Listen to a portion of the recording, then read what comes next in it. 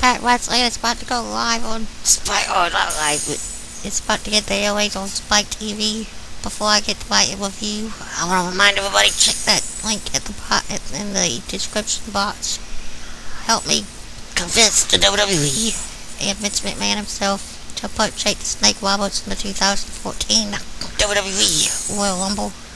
If you've seen his career, if you've seen his struggles over the last few years, and so he's got to, with the help of DDP and DDP Yoga along with Scott Hall, he really deserves this and he really wants this. He said it himself that he wants to prove and show the world that he is back to nearly what he used to be.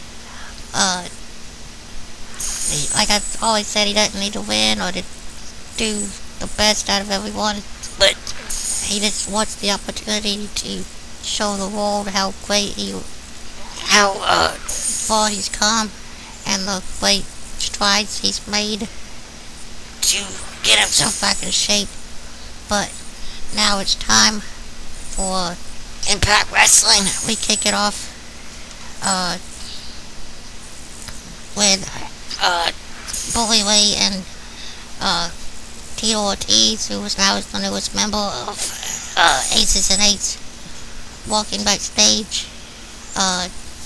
Looks like they're entering the building, and Bully's talking to someone on the phone. He calls a Bookie, which is what he used to call Brooke Hogan when she was still part of TNA, but she is not. We all know this for a fact, that she got released. But who's he talking to? A lot of people, some people have already told me who he's talking to, and I have to admit that I thought so as well. I figured out who it was, but for those who haven't, I'm not going to ruin the show if you haven't watched it, but I'm still going to do the list review. I'm not going to ruin it until it's actually shown on Impact tonight, but until we get to that segment. But they went into Anderson, who is supposed to be the VP of Aces and Eights, but apparently was not told that Tito Ortiz was going to be a part of the group, and seems a little upset that apparently Bully kept him out of the loop and kept the rest of the group out of the loop. Bully pushes him aside, sort of, and keeps walking backstage. We then go to the ring where the newly formed team of Ego, the Extreme Gentlemen's Organization, Bobby Roode and Kazarian and Christopher Daniels come to the ring. They extend the olive branch to bring in Austin Aries, and I've been pushing for this on Twitter and Facebook since I saw these two teams, since I saw Roode and Aries together and Daniels and Kazarian. I've been saying I wanted all four guys to be in one group, and if it turns out the way I'm hoping, we may see that tonight or somewhere down the road. Unfortunately, I kind of see them trying to make Aries the one guy that doesn't join the group and ends up subsequently fighting against the other three. But this leads into the tag team champions, James Storm and Gunner, coming out, and basically they end up in a fight with Kazarian and Roode. Daniels has a Bound for Glory match tonight, and which apparently is a street fight or something like that. But the segment ends up in a tag team match with Kazarian and Roode against Gunner and Storm. All four guys wearing jeans the entire time, and the match ends with Storm trying to set up for the twice called super kick on Roode, but Kazarian comes in, distracting the ref by looking like by attempting to use one of the tag titles, but all he does is distract the ref while Wood low blows Storm, blows him up and gets the 1-2-3. Fairly solid match. It actually went through a commercial, and I liked it. But Will Kazillion joined joined the Ego group, or will he end up going against them? And who is Bully talking to on the phone? We'll have to wait to see how it turns out. Let's get back to Impact.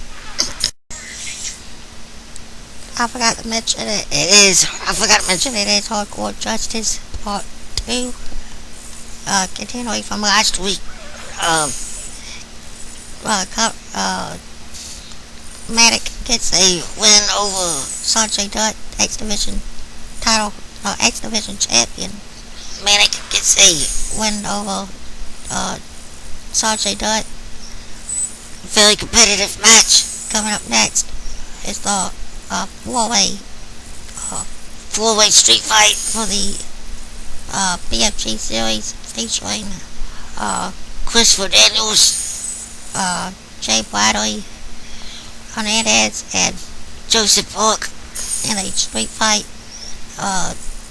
Also tonight, Aces and Eights versus Main Event Mafia in the cage four-man lethal lockdown cage match.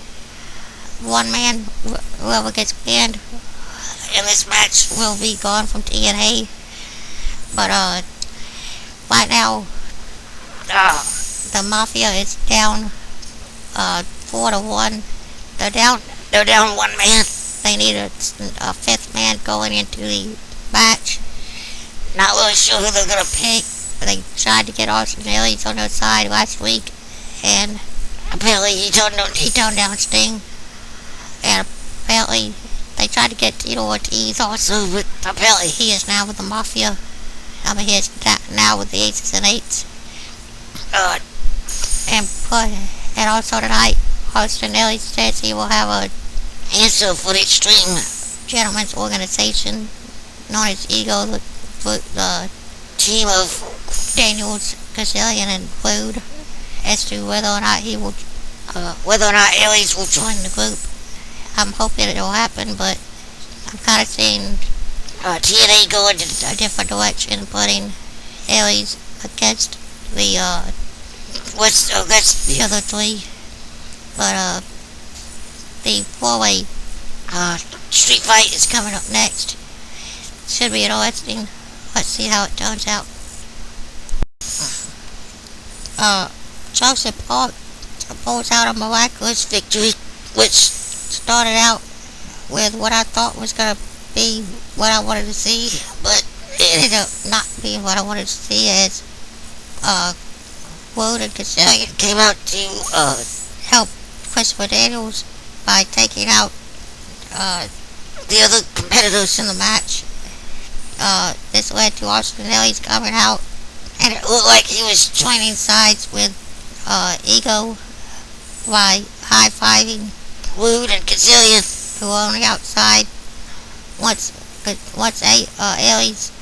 turned around, Aries hit Christopher Daniels with the Flame Buster, taking him out of the match. Aries then quickly ran up the ramp into the back with Kazillion and Wood chasing after. This left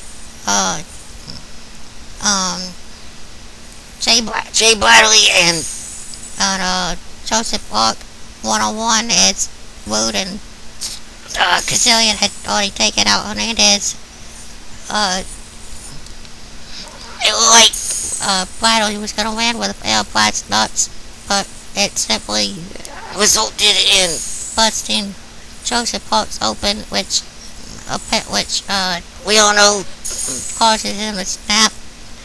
And in this match, usually when he snaps, it costs him a match, but with the rules of a street fight, it actually helped him out, as he picks up the pin in the win for 20 points, propelling him actually into the positive area of the numbers. Well, he's been in the negative. In the negative since the start of the bout for Corey series, but he's now actually trending in a positive direction right now, Joseph Park. But coming up next is the Bullyway Championship celebration. Well, apparently he will reveal who he was been talking to on the phone. He called him Brooke, but we all know it's not Brooke Hogan. But who is it? We're about to find out. Well, I kind of already know, but the people that haven't are about to find out. So let's see how it turns. How this turns out. That's right. Bullyway is now aligned with Brooke Tessmacher, not Brooke Hogan.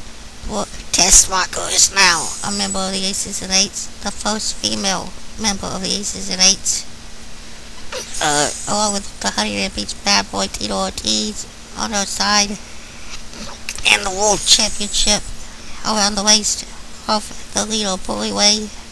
Can Aces and Eights be stopped? We'll have to wait to see how the rest of the show turns out. But coming up next, the Knockouts are in action. The ODB 101 with Gail Kim should be interesting.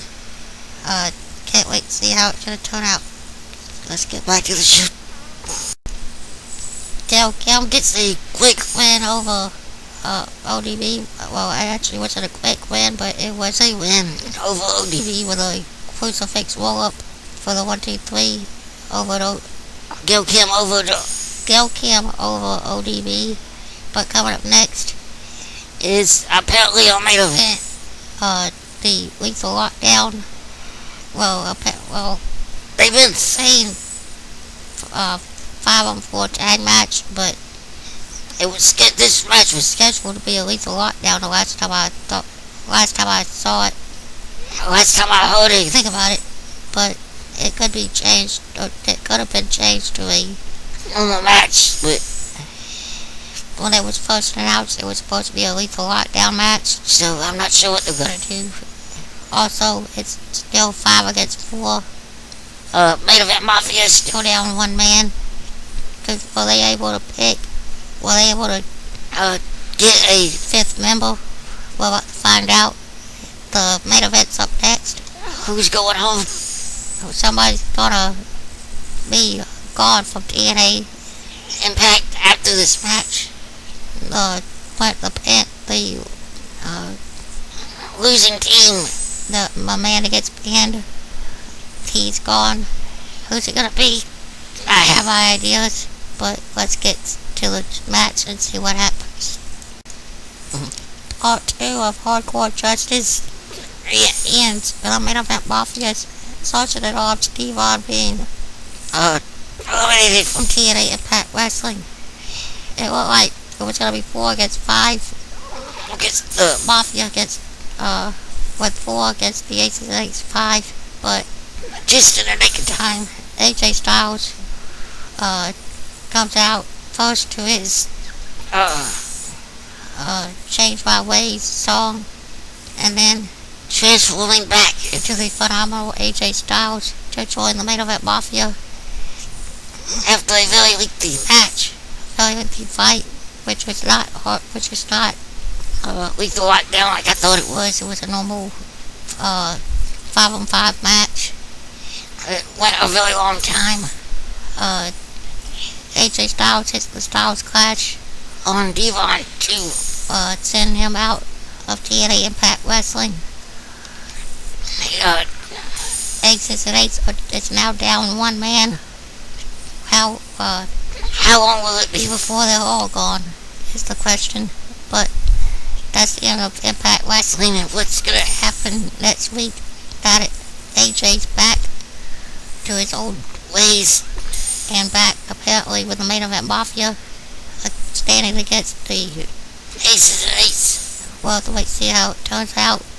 But remember to check out that link in the description and like, follow, and comment. And I'm out.